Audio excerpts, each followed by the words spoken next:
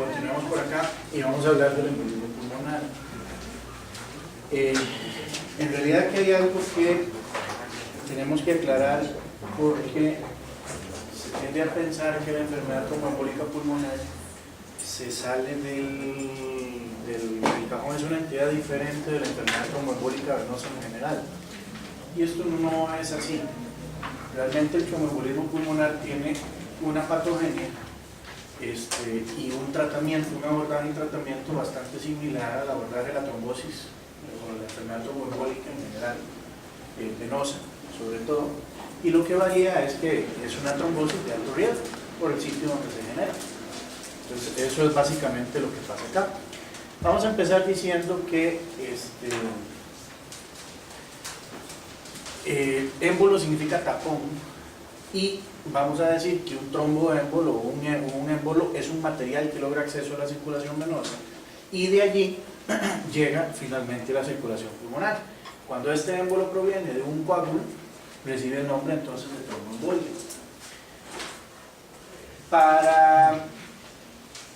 Bueno, hablemos del panorama, está bien, como viene acá. El tromboembolismo pulmonar y la trombosis venosa profunda son dos presentaciones clínicas de una misma entidad. Si ustedes ven de los pacientes que tienen trombosis venosa profunda, un 50% tienen evidencia de tromboembolismo pulmonar. Ahora ustedes van a decir, pero doctor, no todo el mundo manifiesta insuficiencia respiratoria. No estamos claros en eso, porque la mayoría de los tromboembolismos pulmonares, aunque ustedes no los crean, son silentes y pasan desapercibidos. Sin embargo, nosotros sabemos que un paciente con trombosis venosa profunda en cuadro de disnea, asumimos el tromboembolismo pulmonar por definición. De los pacientes que han tenido un tromboembolismo pulmonar, un 75% pueden evidenciar trombosis venosa profunda en las extremidades. El riesgo de muerte con esta entidad está relacionado con el episodio de TEP agudo inicial o recurrente, es mayor que para la trombosis venosa profunda. ¿Qué quiere decir esto? Que el TEP es una trombosis en un lecho de alto riesgo. No es lo mismo que se trombose un miembro inferior, que sí, puede traer sus problemas, a que se trombose la zona donde hay intercambio y hay sobrecarga del corazón derecho. Y los episodios recurrentes en forma de TEP después de un TEP inicial son 3 veces mayores que para un paciente que únicamente haya tenido trombosis venosa profunda. Bueno, es un problema mundial, la incidencia en Estados Unidos es de un caso por cada 1000 pacientes. Alrededor de 300.000 personas mueren anualmente en Estados Unidos y suelen manifestarse después de un egreso hospitalario. Okay. Ahora vamos a entrar en la parte que más me interesa, porque cuando han tenido un poquito de panorama. ¿Qué les puedo contar? Bueno, para 1856, Rudolf Virchow, la misma persona que nos ayudó mucho con los hallazgos de microscopio y todo esto, estaba describiendo que la principal triada para que se generara la trombosis, la triada que se llama estado de hipercoagulabilidad, es la estasis sanguínea, la lesión endotelial y los cambios en la composición de la sangre. Estos cambios en la composición de la sangre hacen que el paciente tenga una mayor susceptibilidad a la trombosis. Mucha gente habla de esta triada como lesión vascular, estasis sanguíneo y estado de hipercoagulabilidad. No, en realidad hay que ser aquí exacto. Y vamos a decir que los estados de hipercoagulabilidad son las 3 cosas de la triada de Virchow: lesión, estasis y cambios en la composición de la sangre. Esto que ustedes ven aquí, antiguamente nosotros el estudio de la coagulación la dividíamos en 2 fases. Un tapón hemostático primario, que se decía que es plaquetario, y un tapón hemostático secundario que tiene que ver con la cascada de la coagulación. Esta visión, abandonada desde hace poco más de 20 años, 22 años, es una visión que desde un punto de vista práctico y didáctico todavía nos permite ubicarnos. Por ejemplo, nosotros en atención sanitaria, uno como médico, cuando un paciente tiene un sangrado de mucosas o de piel, vamos a pensar en un trastorno vinculado con las plaquetas. Eso no dice de tapón primario, ¿ok? Si un paciente tiene un sangrado vinculado a una cirugía mayor o una hemartrosis, uno dice, no, son sangrados de coagulación, o por ejemplo los hemofílicos, que ustedes saben que tienden a hacer hemartrosis en las articulaciones, etc. Ok, ahora, ¿Por qué les digo que este concepto de tapón primario y secundario se abandonó? Desde un punto de vista de abordaje no le sirve mucho, pero desde un punto de vista fisiológico esto no es cierto, porque ahora nosotros sabemos que cuando las plaquetas se están activando, simultáneamente se está activando la coagulación. Entonces aquellos factores de coagulación, aquella cascada de la coagulación es simultánea con la lesión endotelial, simultánea con la inflamación, neutrófilos, macrófagos, y es simultánea con la llegada de plaquetas y por lo tanto su activación. De que coagulación e inflamación van prácticamente de la mano. Más aún, este modelo que se llamó modelo o que se le ha llamado modelo celular, ¿por qué? Porque descentra su atención en un proceso bioquímico puro, sino que mete la célula endotelial, la plaqueta, ha variado porque también nosotros sabemos que ya no existe una vía extrínseca de la coagulación y una vía intrínseca. Entonces, venimos para acá primero. Esto que ustedes ven es simplemente un endotelio que sufre disrupción, se expone la colágena y se expone una sustancia que se llama factor de von Willebrand. Este factor de von Willebrand y esta colágena provocan agregación plaquetaria en ese sitio. Si ustedes ven, bueno, aquí está la glicoproteína GP1B, GP1A, la GP1 se une al factor de von Willebrand, GP6 le llaman algunos también, y la GP1A, pues ahí se puede unir a la colágena directamente, pero una vez que la plaqueta se une al subendotelio expuesto, se activa y libera sus gránulos, entre ellos vean tromboxano, hidroxitriptamina, ADP, y eso empieza a reclutar más plaquetas que se van uniendo. Los que trabajamos en los servicios de emergencia sabemos que el tirofiban o el agrastat lo usamos en pacientes con infarto. ¿Por qué? Porque es un inhibidor de la glicoproteína 2B3A, que es el enlace o el pegamento entre plaquetas que van llegando al sitio. Ahora, pasa algo interesante. Uno dice, bueno, ok, antes se decía que había aquí un trombo blanco, y este era el trombo blanco, el tapón primario. Ahora nosotros sabemos que esto no es así. ¿Por qué? Porque no es que ocurre el trombo blanco primero y después se activa la cascada de coagulación, no. Dentro de sus gránulos las plaquetas tienen trombina. Y la trombina que se genera acá es indispensable para activar la cascada de coagulación. Y la cascada de coagulación también tiene sus variantes. Si ustedes recuerdan, la vía extrínseca, aquella vía de la coagulación que nosotros decimos empieza cuando hay una agresión externa al organismo. Entonces se lesiona, por ejemplo, una cortadura, se lesiona el tejido, se activa el factor tisular y a partir de ahí se desencadena la coagulación. Esa agresión externa era la vía extrínseca. Cuando la coagulación se activaba intrínsecamente aparecía la vía extrínseca. Hoy por hoy sabemos que esto no es cierto. Todos empezamos a coagular por la vía extrínseca, extrínseca que llamábamos antes. Y se llama vía de iniciación. Esta vía de iniciación, que no la vamos a tocar, no viene al caso, genera trombina. Las plaquetas generan trombina. Esta vía genera trombina. Entonces aparece la vía de propagación y de amplificación, que son las otras, que es la que inicia y ahora sí a partir del factor 12, que era la que nosotros conocíamos como vía intrínseca antes.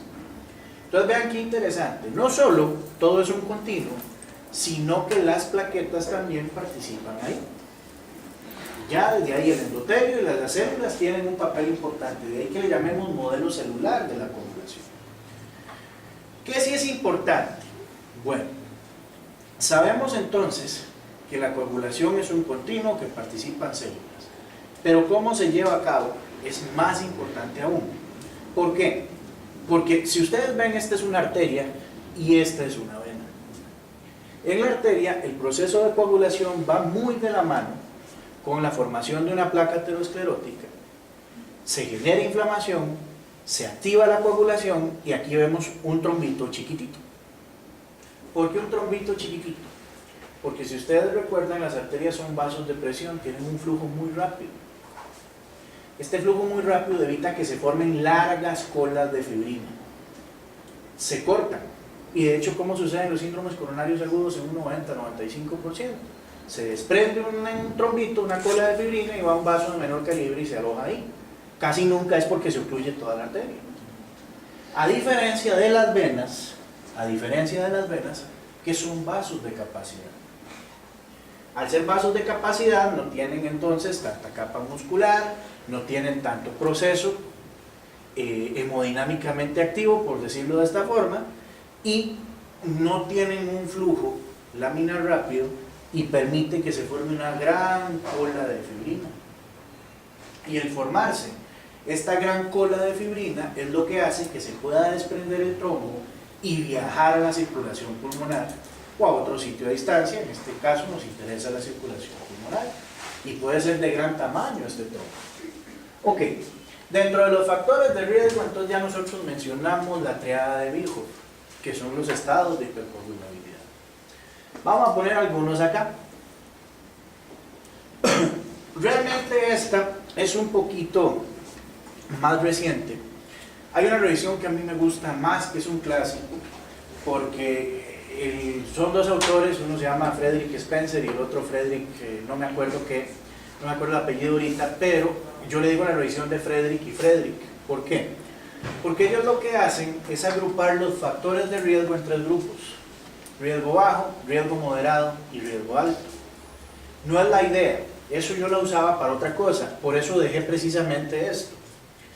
¿Por qué lo puse acá? Porque si ustedes ven, aquí tenemos factores heredados, cambios en la composición de la sangre, factor de la triada de Virchow, y aquí tenemos factores adquiridos, en donde nosotros vamos a ver que predominan las cirugías, sobre todo si estas cirugías son de columna, de sistema nervioso central o ortopédicas, rodilla y cadera, altísimo riesgo, la cirugía abdominal mayor, el embarazo y el puerperio, la falla cardíaca, la presencia de cáncer, por mencionar algunos. Esto es muy importante que nosotros lo tomemos en cuenta, porque bueno, un factor adquirido es la inmovilización. ¿Cómo definimos inmovilización? ¿Okay? Más de 3 días de cambio. Algunos han sido más estrictos, en 12 horas. Entonces, pacientes que están en aislamiento con un proceso inflamatorio agudo y que están en un cuartico 2x2, la liebre brinca en cualquier momento. ¿Ok? Eso es muy importante que lo tomemos en cuenta. Ahora, dentro de las trombofilias, vean que se conocen bastantes. Los países que tienen más capacidad de hacer, hacen casi que todas estas que ustedes ven acá. En realidad, hay dentro de las trombofilias, entre las heredadas, las genéticas y las adquiridas, hay alrededor de 140 trombofilias, 150, no sé exactamente el número, de las cuales, si ustedes ven, nosotros vamos a tamizar por unas pocas, o hacer estudio genético por unas pocas, siendo la más frecuente el factor 5 de Leiden, otra muy frecuente la mutación de la metiltetriofolalato reductasa, otra frecuente la protrombina 20-210A, el déficit de antitrombina 3 es otro, otra que tenemos por ahí, el síndrome antifosfolípido. ¿Ok? Ahora, quiero que recordemos algo, y lo vamos a dejar por ahí. ¿Por qué? Porque lo vamos a usar ahorita en la parte de tratamiento. De las trombofilias, las únicas trombofilias que por sí solas son capaces de generar trombosis son el síndrome antifosfolípido y el déficit de antitrombina 3. ¿Qué quiero decirles con esto? Que si solo esas dos por sí solas pueden generar trombosis, todas las demás ocupan trombofilia y ese I puede ser un factor ambiental. Entonces ya vamos a abordar eso en la parte terapéutica, pero lo dejamos ahí en el aire. Ok, ¿qué sucede aquí? Bueno, por suerte, la mayoría de los trombos suelen originarse por debajo de la rodilla. Esa es una trombosis de bajo riesgo. El problema es cuando se generan por encima de la rodilla. ¿Por qué? Porque las trombosis son de alto riesgo. ¿Para qué? Para migrar al pulmón. Entonces aquí es donde nosotros echamos mano de lo que vimos en la primera clase, los cambios hemodinámicos, que fueron muy orientados a enfermedad crónica, pero mencionamos gran parte de enfermedad aguda. Entonces, ¿qué sucede acá? El émbolo migra a la circulación pulmonar y va a haber una sobrecarga ¿de qué? Va a haber una sobrecarga de la presión, porque se aumenta la presión por obstrucción en los vasos pulmonares y eso sobrecarga el corazón derecho. Ahora, esto va a depender de varias cosas, de la capacidad de reflejos neuromorales que tenga el paciente. Ustedes recuerden que yo les había dicho que no solo es la sobrecarga de presión, sino la respuesta de vasoconstricción que exista, en la activación del sistema renina-angiotensina-aldosterona. En eso sí no nos metimos mucho, pero esto puede pasar acá, y de la existencia sobre todo de una enfermedad preexistente. ¿Por qué? Porque una persona sana aguanta que más o menos 1/3 de los vasos sanguíneos pulmonares se afecten sin generar una manifestación cardíaca importante. Ahora, si la persona tiene una enfermedad cardíaca o cardiopulmonar establecida y ya está a un toquecito de desarrollar el síndrome hipertensivo del corazón pulmonar, esto no se puede correlacionar porque con mucho menos desencadena el cuadro. Ustedes se acuerdan que yo les dije, van subiendo las presiones, y cuando la presión pulmonar alcanza X punto, cae el gasto cardíaco. Y si ya existe una condición de base que va haciendo que estas presiones suban, que la presión venosa central suba, se acabó la fiesta. Vamos. Entonces, ¿qué pasa acá? Bueno, sucede exactamente lo mismo que les dije en la primera clase. Agudamente, el ventrículo derecho se sobrecarga. Esta sobrecarga aguda del ventrículo derecho va a generar el fenómeno de interdependencia ventricular, el septo se desplaza hacia la izquierda y cae el gasto cardíaco. Y genera otro problema más, que eléctricamente la conducción es ineficaz. Entonces todo el mundo dice, ok, el paciente con embolismo pulmonar fallece por bajo gasto. No, no fallece por bajo gasto. Fallece por bajo gasto, sí es cierto, pero por un fenómeno eléctrico. Hacen actividad eléctrica sin pulso. Entonces ustedes ven que el corazón conduce eléctricamente, pero el paciente entra en paro, porque no se contrae adecuadamente. Después ya entra en asistolia. Entonces no es un fenómeno meramente hemodinámico, es un fenómeno que es hemodinámico y eléctrico, predominantemente eléctrico. ¿Recuerda que uno de los hallazgos del enfermo con patología pulmonar es el bloqueo de rama? Claro, puede haber un bloqueo importante, eso interrumpe la conducción y tenemos un problema. Ok, ahora, desde el punto de vista pulmonar, ¿qué pasa? Ok, desde el punto de vista pulmonar, vamos a tener zonas que ventilan, pero no perfunden. ¿Por qué? Porque el vaso sanguíneo acá debería existir con permeabilidad y no la tiene. Por lo tanto, entonces se sobrecarga. Y también por la hipoxemia que se genera crónicamente, nosotros vamos a ver que hay pérdida del surfactante alveolar, y al haber pérdida del surfactante, que es lo que hace que el alveolo se mantenga distendido, colapsa y tenemos zonas de atelectasia. Entonces también tenemos zonas BQ bajas. Y si a esto nosotros le sumamos que se acumula sangre venosa en el parénquima del pulmón, ¿qué le vamos a sumar? Infarto pulmonar asociado. Entonces también tenemos sus fenómenos hemodinámicos, ventilatorios pulmonares importantes acá. Ahora bien, ¿cómo hacemos el diagnóstico? Bueno, el espectro del diagnóstico es muy variado. Como decirles cuáles son los síntomas, pues hay una triada clásica que es de disnea, dolor torácico y hipotensión sostenida. Eso, por ese lado podríamos decir que es lo que nos va a orientar. El problema es que eso no sucede nunca, esta triada nunca está presente. ¿Por qué? Porque si ustedes ven acá, la disnea está presente en un 80%, dolor torácico en un 12%. Entonces nunca lo vemos. La mayoría de veces el paciente nada más aqueja dificultad respiratoria únicamente, y vemos nosotros signos de taquicardia. Ahora, ¿por qué les dije yo que sería una belleza que el paciente viniera con un trastorno, una insuficiencia respiratoria, taquicardia y ojalá la pierna hinchada, y está gritando embolismo por todo lado? Muchas veces el único signo que nosotros vemos es el síncope. Entonces nosotros aprendimos que el síncope en el adulto se escribe con PE mayúscula al final, pulmonary embolism, ¿ok? Para que no se nos olvide esa parte también. Y cuando es en embarazo, ni les cuento, las embarazadas tienen palpitaciones, falta de aire, etc. Entonces ese es otro mundo. Muy bien, ahora, dentro de los estudios que nosotros vamos a pedir, bueno, indudablemente una gasometría arterial, porque es importante documentar no solo la hipoxemia, sino que documentar el gradiente del dolor arterial. Entonces, si tenemos zonas BQ altas y zonas BQ bajas, ¿cómo va a estar el gradiente del dolor arterial? Ensanchado. ¿Va a haber cortocircuito? Sí, podemos calcular el cortocircuito. Hay sus formulillas matemáticas para calcularlo. Obviamente va a haber cortocircuito.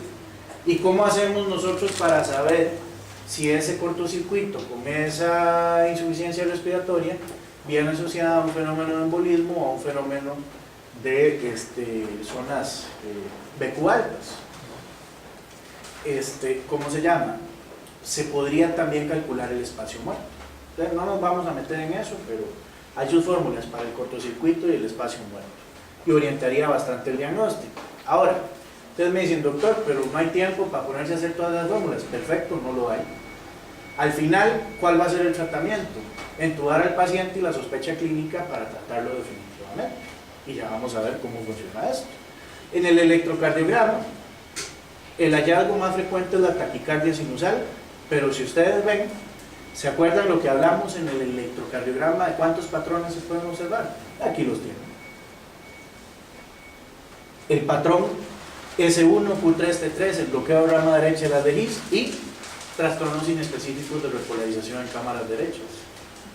Ven como ya se va uno, todo lo que hemos venido viendo lo empezamos a englobar en las diferentes patologías.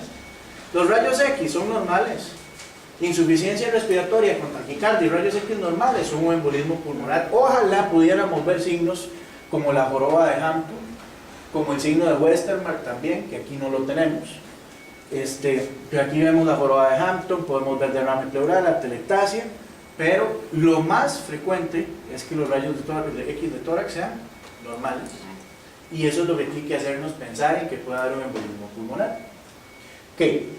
Un 30% de los casos de tromboembolismo ocurre sin poder detectar el factor predisponente. ¿Cuántas trombofilias dijimos que había? Como 150, en el mejor de los casos se investigan 10. ¿Okay? Los síntomas y signos de tromboembolismo pulmonar son inespecíficos y no confirman ni descartan el diagnóstico. Entonces, ¿qué tenemos que tener? Juicio clínico. El estudio POPED fue un estudio, en 1990, que si ustedes ven, estratificó el riesgo de tromboembolismo pulmonar en 3 categorías: riesgo bajo, posibilidad baja, moderada y alta. Los pacientes, con un 90% de los pacientes que tenían una probabilidad de TEP baja o moderada, ¿cómo se llama? La tenían, el 90% era baja y moderada, entonces no tenían TEP. Entonces, ¿cuál fue el mérito del POPED? El mérito del POPED fue que ellos estratificaron también a los pacientes que podían tener o no el tromboembolismo, que el diseño del POPED-1 es el que usamos nosotros para diagnosticar embolismo pulmonar en emergencias. Entonces, ¿en qué se basaron ellos? En el juicio clínico y en criterios, que hay varios, están los de Génova, o los que usamos nosotros más, que son los criterios de Wells. Y si ustedes ven, tenemos criterios de Wells, siendo el juicio clínico 3 puntos, uno de los criterios que más tiene valor. ¿Cuál es el otro criterio que más tiene valor? Que exista trombosis venosa profunda.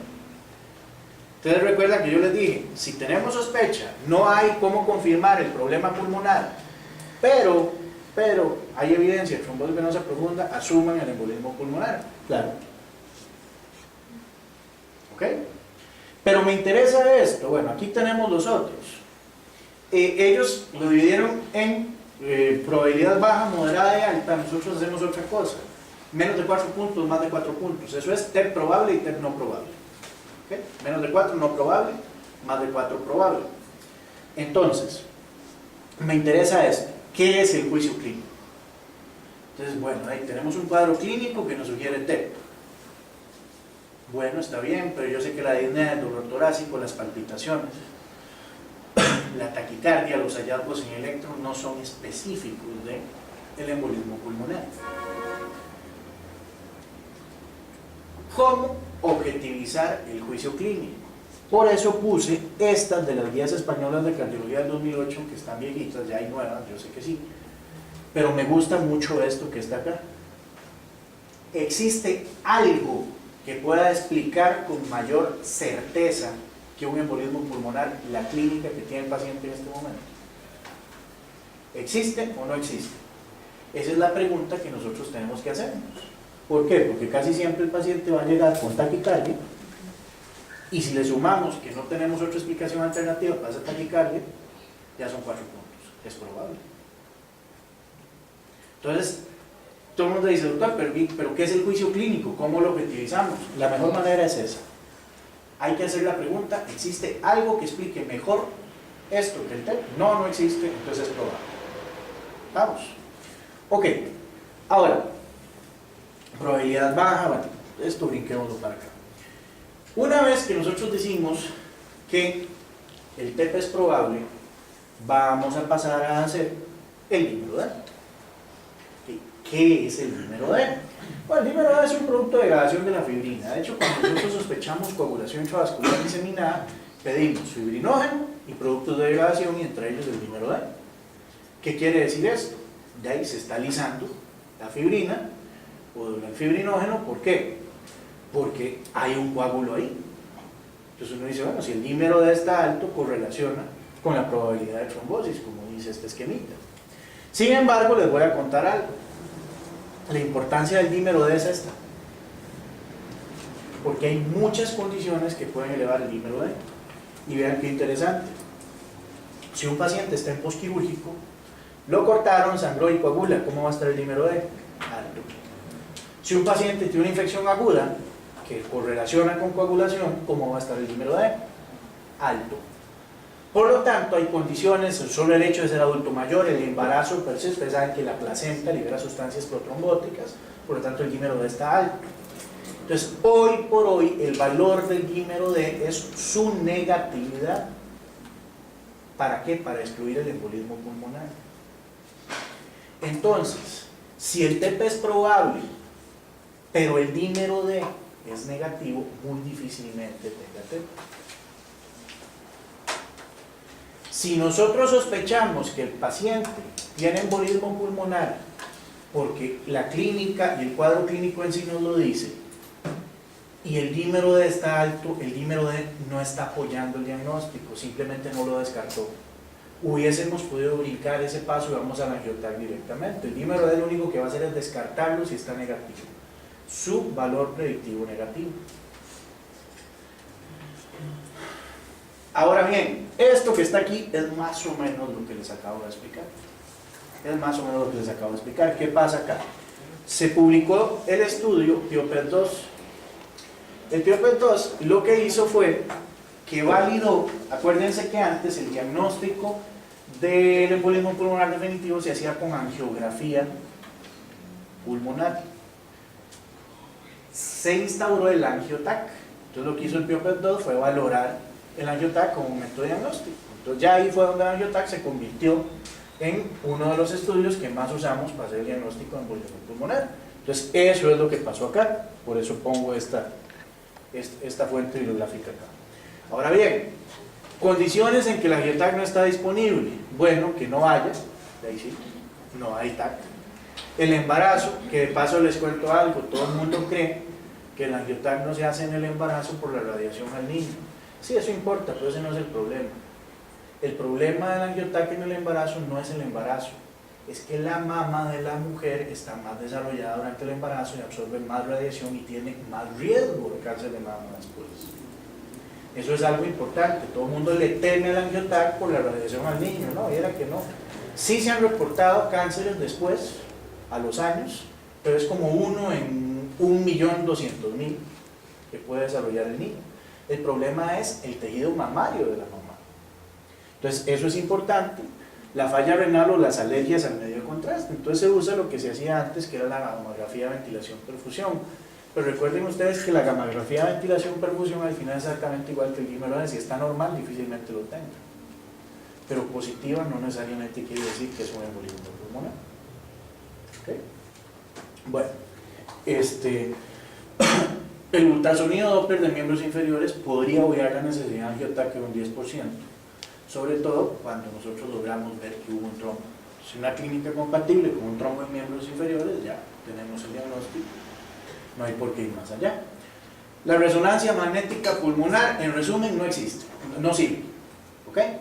Ahora, no es que no sirva porque en sí sea malo, es que ¿de cuántos resonógrafos hay en la caja? Los que tienen la suerte de trabajar en Calderón ahí lo tienen. Entonces, ¿qué creen que entrenamiento tienen los radiólogos en ver embolismo pulmonar por resonancia magnética? Pues probablemente sirva, pero el estudio que hubo para validar la angioresonancia les dijo que no, que variaba mucho porque no todo el mundo sabía interpretar. Entonces no fue tan, este fue el PIOPED 3 y no fue tan, ¿cómo se llama? Tan útil. Ahora, bueno, el paciente tiene embolismo, ya sabemos que lo tiene porque el abordaje diagnóstico nos lo sugiere. ¿Qué vamos a hacer? Si ustedes ven, el riesgo es alto, moderado o bajo. ¿Riesgo de qué? De complicaciones y muerte, lógicamente. ¿Cuándo es alto? El riesgo es alto indudablemente si hay choque o signos de choque. ¿Cómo qué signos de choque tenemos? Bueno, ahora ya el ultrasonido está a mano, muchos tenemos algo de entrenamiento y podemos hacer ultrasonido. Entonces podemos ver, por ejemplo, el corazón, un movimiento septal paradójico, el septo se mueve hacia el corazón izquierdo, por ejemplo. Podemos también ver un agrandamiento del ventrículo derecho. Todo esto son signos que nos dicen se está chocando, es severo, ¿ok? Tiene los marcadores en ProBNP y la troponina positiva. Entonces una clínica, signos de imagen y signos bioquímicos lo convierte entonces en severo. ¿Qué sucede si es alto el riesgo de complicación? No solo vamos a anticoagular al paciente, sino que lo vamos a trombolizar. Ahora, trombolizar o embolectomizar. ¿Qué se prefiere? Bueno, acuérdense que la embolectomía es un procedimiento invasivo, hay que hacer cirugía de tórax, tiene que echar, sacar el émbolo. ¿Qué se prefiere? Pues yo diría que varios factores van a ¿cómo se llama? A participar aquí. Uno de ellos es el tamaño del émbolo. Trombolizar un émbolo muy grande es como ponerle una bomba en el centro de un asteroide. Todos vieron la película, ¿verdad? ¡Pum! Estallan los pedazos y se disemina masivamente. Entonces a veces es mejor hacer la embolectomía en este tipo de casos. Ok, bueno, si ustedes ven, si la probabilidad es intermedia, entonces no tenemos los signos, podemos tener marcadores elevados, pero clínicamente tampoco no hay shock. Entonces, ¿cómo se llama acá? Solo dejamos anticoagulación. Y cuando el riesgo es bajo, tenemos el diagnóstico, pero ausencia de marcadores, de imágenes y de signos de shock. Entonces también vamos a anticoagular al paciente. Ok, dejamos guindando la parte de la trombofilia. Recuerdan que dijimos las únicas dos trombofilias son el déficit del bitrombina 3 y el síndrome antifosfolípico. Las trombosis, ya sea tromboembolismo pulmonar o ya sea trombosis venosa profunda, a la hora de decidir cuánto tiempo va a quedar anticoagulado el paciente, vamos a tener dos grandes grupos: la trombosis provocada y la trombosis no provocada. ¿Qué es la trombosis provocada? En la que nosotros identificamos qué factor asociado estuvo implicado en que se generara. Y la trombosis no provocada es idiopática. Mira, lo más seguro es que quién sabe qué fue. Entonces, dice uno, si la trombosis es provocada, ¿por cuánto tiempo voy a mantener la anticoagulación? Por el tiempo que se mantenga la causa, lo que la provocó. Entonces, si es cáncer, hasta que el cáncer entre en remisión. Si es inmovilización por cirugía, hasta que el paciente pueda caminar. Si es porque usó estrógenos, acuérdense, los estrógenos son uno de los factores de riesgo más altos adquiridos para trombosis. Entonces, tiene su peso a las damas que utilizan estrógenos que tomen en cuenta eso. Hay autores que han dicho que hasta para planificar deberían hacerse estudios por trombofilia. Y ya les cuento por qué es esto. Ok. Muy bien. Entonces dice, bueno, la trombosis fue no provocada. ¿Por cuánto tiempo anticoagulamos al paciente? Si fue no provocada, no sabemos por qué fue. Bueno, si es la primer trombosis no provocada, de 6 meses a 1 año. Si es la segunda trombosis no provocada, por tiempo indefinido. Ahora, vean esto desde este punto de vista. Si nosotros sabemos que hay solo 2 trombofilias con capacidad de generar trombosis por sí mismas, y se conocen 150 trombofilias, probablemente más de uno de nosotros acá tenga una trombofilia. ¿Y cuántos han hecho una trombosis en su vida? Entonces esto es importante, disculpen.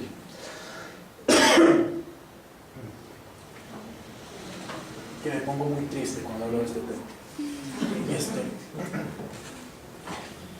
¿Cuántos han hecho una trombosis en su vida? Ninguno de nosotros, gracias a Dios, o alguno, pues no sé, pero bueno, la mayoría de nosotros no. Andamos por la calle y no hacemos trombosis. ¿Qué quiere decir eso?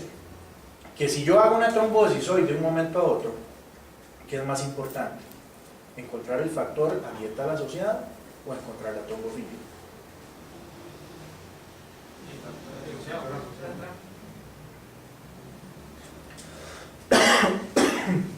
Por lo tanto, si nosotros no encontramos el factor asociado, es cuando lo vamos a considerar no provocado.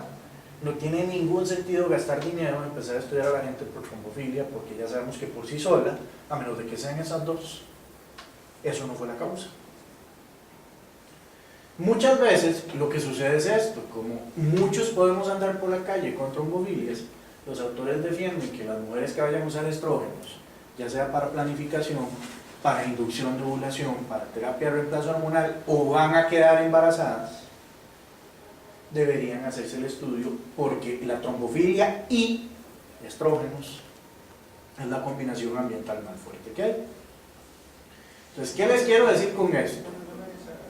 Yo pude haber tenido una trombosis, estamos claros, y pude en una cirugía, por ejemplo, me fracturé el tobillo, hice una trombosis porque por ahí a algunos médicos se les olvidó dejar la tromboprofilaxis. Entonces resulta que como hice la trombosis, me mandaron a estudiar y salí con un factor de Leiden o con una mutación de la metiltetrofolar. Ah, como tengo un factor genético, voy a pasar anticoagulado el resto de la vida. No, porque no fue el factor genético, fue la cirugía. ¿Estamos? Entonces ahí tengo un tromboembolismo, un embolismo provocado, una trombosis provocada, fue la cirugía. Entonces estamos claros con eso. Muy bien. Ok. Para ir cerrando, porque las visitas tienen sueño, dicen por ahí, hablemos de este tema. Neumonía comunitaria. Entonces vamos a definir neumonía como la infección aguda del parénquima pulmonar. Vamos a centrarnos en esta, la adquirida en la comunidad. Clásicamente la neumonía se había dividido en dos: neumonía adquirida en la comunidad y neumonía nosocomial. Sin embargo, acuérdense que ahora la tendencia es que cada vez más pacientes reciban asistencia sanitaria de manera más ambulatoria. Entonces vemos pacientes que se dializan y van para la casa, pacientes que se ponen quimioterapia y van para la casa. ¿Okay?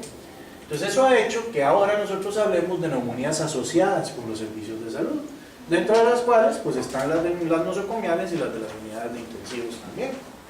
Sin embargo, esto ha hecho que este panorama de acá se complique un poquito. ¿Por qué esto ha hecho que este panorama de acá se complique un poquito? Porque estamos teniendo bichitos de aquí a aquí. Entonces ya la cosa empieza a cambiar, y no solo es el paciente, sino la gente que convive con el paciente. Entonces, si alguien vive con un señor que está recibiendo quimioterapia, yo ya no tengo que pensar en únicamente los bichitos de la comunidad, el estreptococo neumónico comunitario. Yo tengo que empezar a pensar que existe una probabilidad de que haya un germen más malito. ¿Okay? Bueno, entonces, dentro de las generalidades vamos a decir que vamos a ver la neumonía en adultos mayores y pacientes inmunocomprometidos. ¿Cuántos de nosotros hemos hecho una neumonía? Okay, si no tenemos ningún inmunocompromiso, en pacientes competentes es muy difícil. Por lo tanto vemos esto, y existen factores protectores como son las barreras anatómicas, los mecanismos de depuración en la nasofaringe y vía aérea superior, y la inmunidad humoral y celular en el alveolo. ¿Qué es esto? Bueno, dentro de las barreras anatómicas ustedes saben que nosotros tenemos moquito, tenemos pelitos en la vía aérea, ¿okay? En la nasofaringe, la turbulencia de la nasofaringe hace que entonces partículas de gran tamaño se peguen a las paredes y después puedan ser retiradas por el barrido ciliar, y los factores inmunitarios en el alveolo que más o menos, bueno, ahorita los tocamos, ya vamos a tocarlos en más detalle. Ok, dentro de la etiología, si ustedes recuerdan, hace mucho tiempo, y yo creo que esto ya se olvidó, se hablaba de neumonías típicas y neumonías atípicas. Las neumonías atípicas eran aquellas neumonías que cursaban con sintomatología más extrapulmonar que pulmonar. Y el germen característico de la neumonía típica por excelencia era el Mycoplasma pneumoniae. ¿Por qué? Porque podía dar artralgias, eritema en piel, podía generar a veces hasta mielitis transversa, etc. Ok, si hay algo que hemos tenido todos es un Mycoplasma pneumoniae, eso es definitivo. ¿Y qué es lo que más da?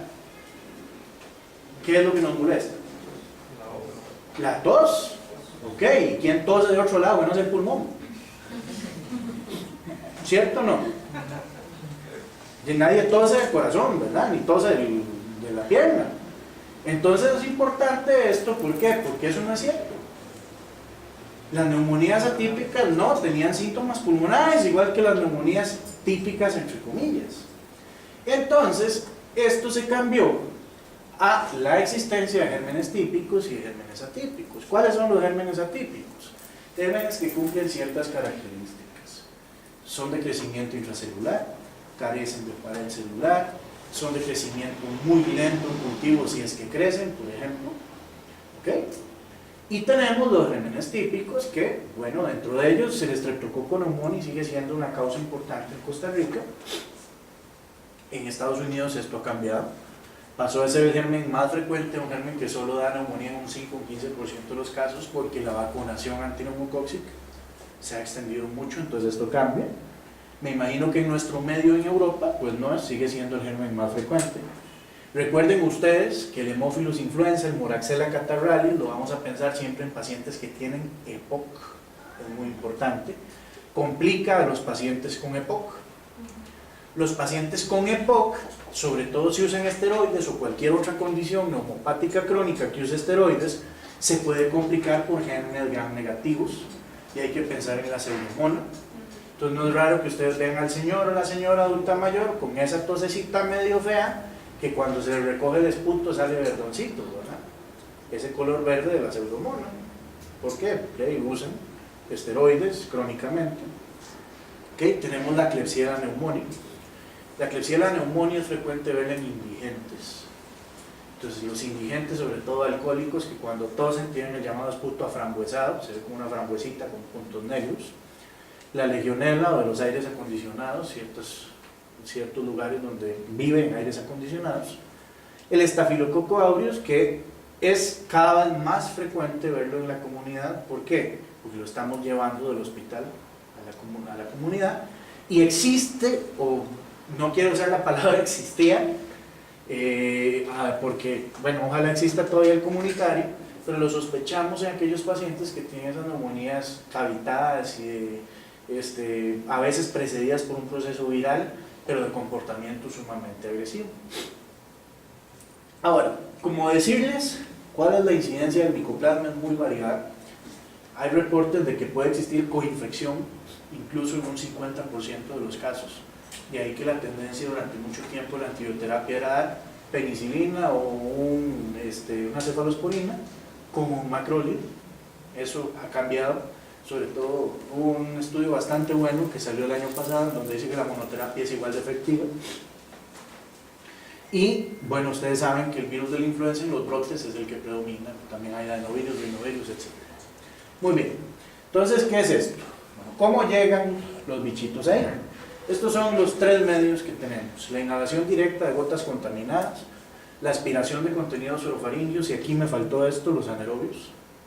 Siempre sospechar anaerobios en pacientes que tienen tendencia a perder la conciencia, pacientes demenciados o pacientes que son encontrados por broncoaspiración, son encontrados sin conciencia, inconscientes, y pudieron haber broncoaspirado, los tomamos en cuenta acá. Pero pacientes demenciados que no necesariamente han perdido la conciencia es una etiología a considerar siempre. Ok, diseminación a través de la vía aérea superior hacia la inferior, o sea, se coloniza la vía aérea y empieza luego a bajar. Y diseminación hematógena también, que el estafilococo principalmente es el que suele viajar por diseminación hematógena. Ahora, nosotros sabemos que partículas más de 10 milímetros se quedan aquí. partículas entre 2 a 9 milímetros se adhieren a la mucosa, y aquí tenemos el mecanismo de barrido mucociliar. De 200 a 500 veces se mueven aproximadamente por minuto los cilios y van barriendo para arriba el moco con estas partículas. Recordar que los pacientes tabaquistas suelen tener esta depuración mucociliar disminuida, que es un tabaquismo, es un factor de riesgo para infecciones pulmonares. Y de ahí las demás partículas que logran llegar, con los primeros que se van a agarrar son con los macrófagos alveolares y con los neutrófilos. Y ahí empieza la reacción inmunológica para evitar entonces la infección. Cuando estas fallan, entonces aparece el cuadro clínico. Ahora bien, la puñeta, no sé. Ok, no importa. En cuanto al cuadro clínico, es muy interesante. ¿Y por qué digo que es muy interesante? Porque a todos se nos dice fiebre, dolor torácico pleurítico, tos, ataque al estado general. Eso sería muy bonito si fuera cierto. Signos típicos: disminución del murmullo vesicular, presencia de roncos, soplo tubario, ¿okay? Y un infiltrado en la placa del tórax. Sorpresa, la mayoría de veces eso no pasa. Por lo tanto, el cuadro clínico es un arte también en la neumonía. Ahora, muchas guías, sobre todo guías europeas, dicen: con solo que ustedes tengan un cuadro clínico que pueda explicarse por una infección de vías respiratorias, asumimos que hay neumonía. Si podemos acompañarlo de placa y tiene un infiltrado que no se ha explicado por otra causa, asumimos que es neumonía. Si no podemos, con solo el cuadro clínico. En adultos mayores muchas veces la pérdida de conciencia es lo que predomina, no hacen fiebre y ni siquiera leucocitosis. Entonces hay que tratar de indagar bien esto. Una vez que tenemos un cuadro clínico compatible, lo que sigue es ver qué tanto riesgo de complicación o mortalidad tiene el paciente. Esta que ustedes ven es el famoso PORT, o el score de severidad de neumonía. Otro que nosotros tenemos es el SMART-CoV. Ok, estos dos puntajes que ustedes ven son muy bonitos, son muy complejos y muy completos, pero cuando nosotros estamos en emergencias con 150 pacientes con hachas y palas diciendo desde las 11 estoy aquí, son las 4 y no me ha visto, no podemos ponernos a hacer esto. Además hay algo: si tiene chance de decir que está ahí desde las 11 no está mal, ténganlo por seguro. ¿Okay? Pero bueno, entonces aparece un score que tal vez por estudios no es tan sensible, estamos de acuerdo, pero es el más fácil de usar, que es el CUR 65. El puntaje CUR 65, si hay confusión, si el nitrógeno eco está en más de 20, si la respiración está en más de 30, si la presión arterial está en menos de 90-60 y si tiene edad mayor a 65 años, bajando el puntaje. Es exactamente igual que lo que hace el PORT, ¿cómo se llama acá? Leve, moderado, severo y muy severo, y que lo que hace el SMART-CoV, leve, moderado, severo y muy severo.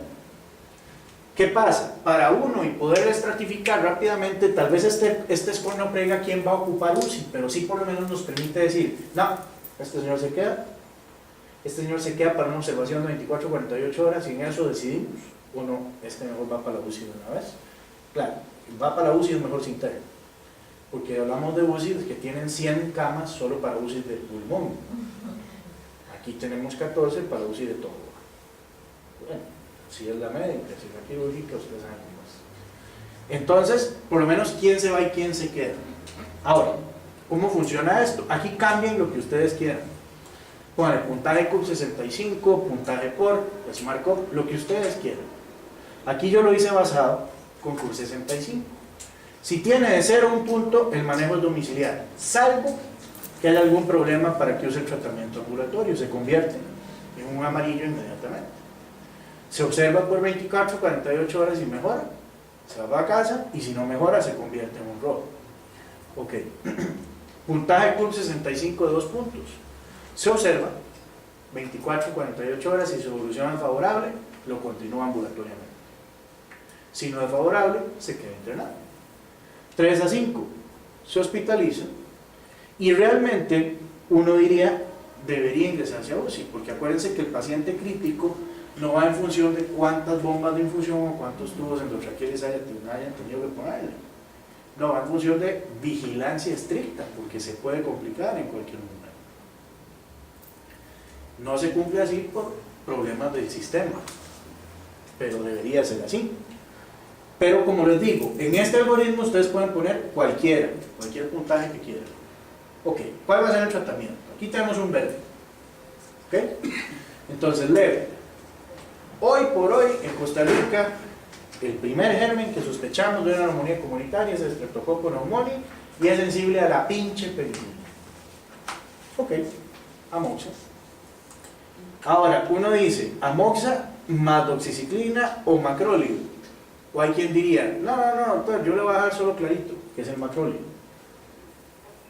¿Por qué? Porque si tiene estrepto, le da el estrepto y además puede tener un micoplasma y no le va a decir que no. Se vale su razonamiento. Pero digamos que si es un estreptococo, solo amoxa. La doxi es como una manera de ayudarle aquí un poquito al macrólido.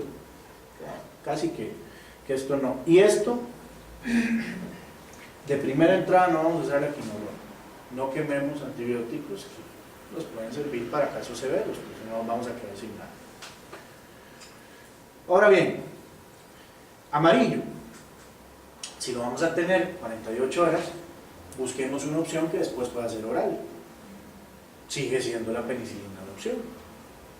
Entonces, o le ponemos peni, que ya casi nadie le gusta usarla porque es ampicilina. Y después de 48 horas de observación, si mejora, se regresa con amoxa. Rojo.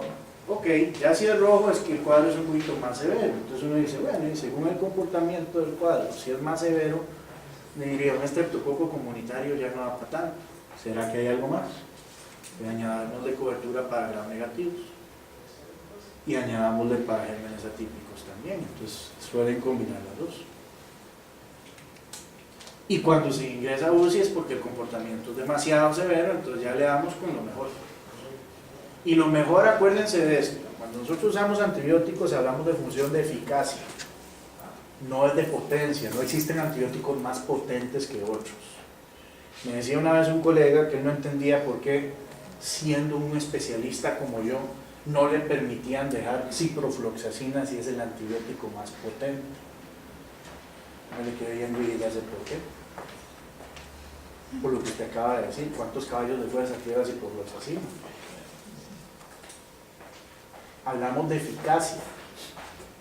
¿Qué les quiero decir con esto? Que si yo tengo una infección urinaria